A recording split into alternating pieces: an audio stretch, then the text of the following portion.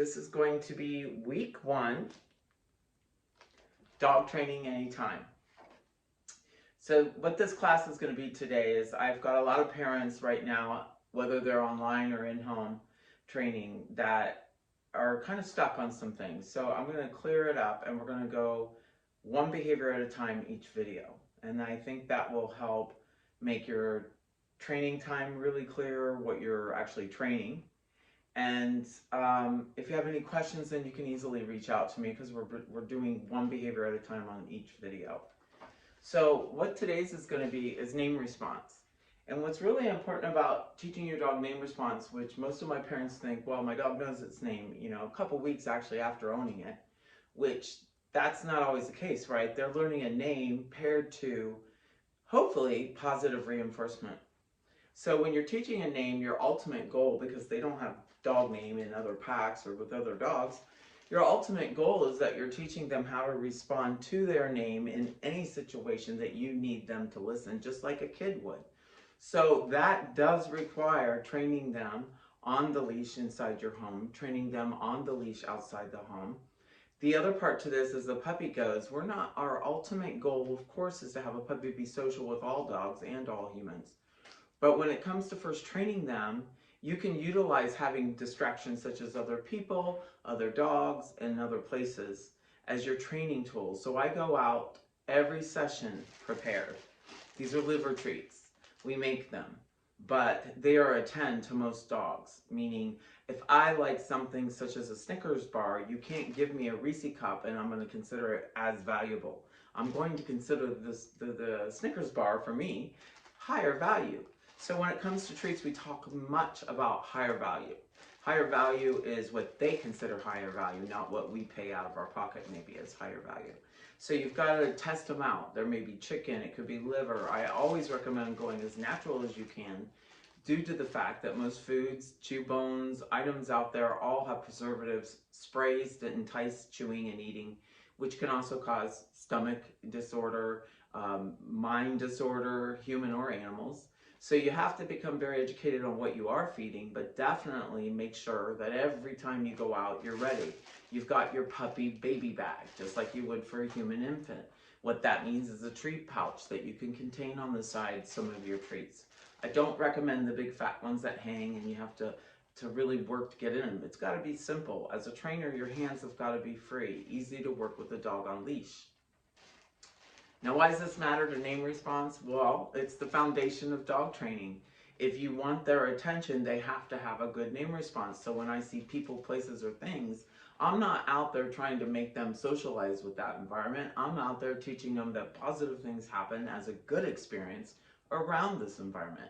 But the ultimate goal is that they're listening to you.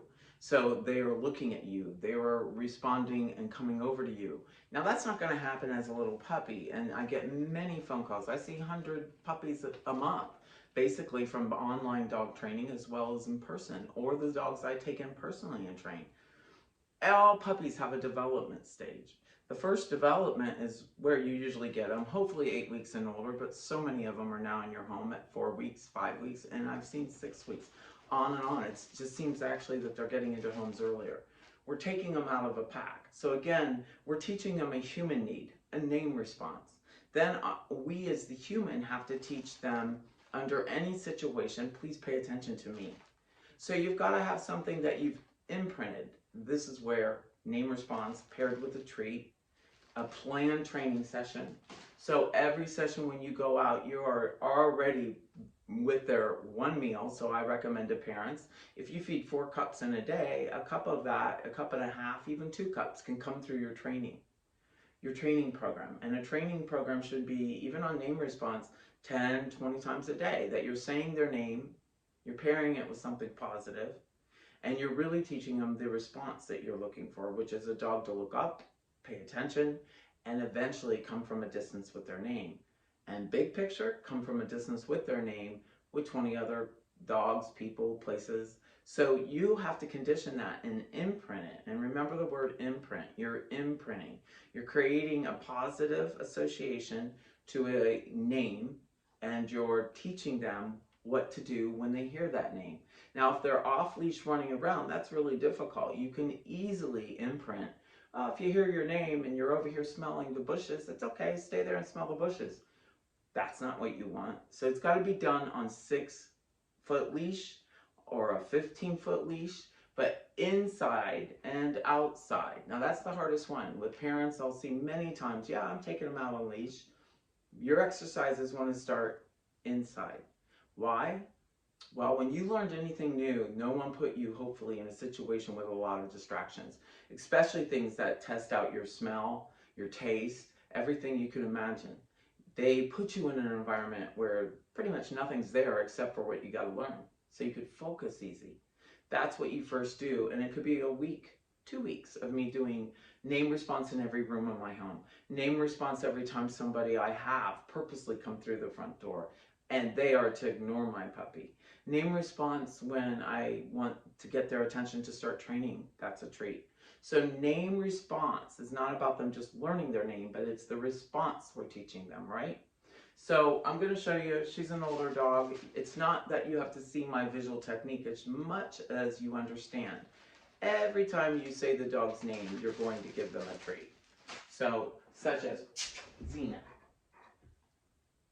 I'm not expecting anything from her, and she just happens to be highly sensitive at taking treats out of the hand. I don't expect anything. I'm not even trying to get her to look at me yet. It's Xena, and I'm just going to give that treat. Now the next part to this is what we call a marker word. Good or yes. If I wanted to mark something, you know, I used to train dolphins, so I would use a whistle. You mark at a distance. You can't touch a dolphin. You can swim with them, but you can't train them much at that point. So think of the marker word as taking a camera and hitting that button for the perfect shot. The marker word then marks the behavior and we reward. So it's good, could be a marker word. Yes can be a marker word. I tend to train now recommending use yes, something they never hear in any other situation. But you are then charging the word up. So name, yes, and we're going to do multiple sessions like that. So you're just going to say Xena, yes. Xena, yes. What am I doing? I'm making the word yes have a powerful impact. Xena, yes. Xena, yes. So right in the beginning, human habit is that we want the puppies to look right at us. Well, that's what we're teaching, but they're not going to do that in the beginning. You've got to go out, even in your outdoor environment, have that treat ready, and you may say their name the whole time you're walking around. What are you imprinting? You're imprinting them to take a look up at you. That there's something value that comes, play, treat, or interaction. So I might say their name and get a toy and start playing. But the point is you're teaching them what? Eye to eye eventually. But week 1 is literally, as I just said, Xena, yes. Xena, yes. I could be walking around the tree. Xena, yes. Xena, yes. I go outside and there's rose bushes they want to smell. I move away from the bushes on leash, right? If they're off leash, what can they do? Xena, yes. So this is an exercise all by itself. It's what we do to get their first part of their attention. And it's probably the least used in that way until you get with someone who's a trainer and they start teaching you this. What's important is that by the time you have weeks into this trained a positive name response, no corrections, positive name response, you begin to have a dog that looks to you for the interaction. Now, if the treats are always in my hand, which is where many train, and they train like it's a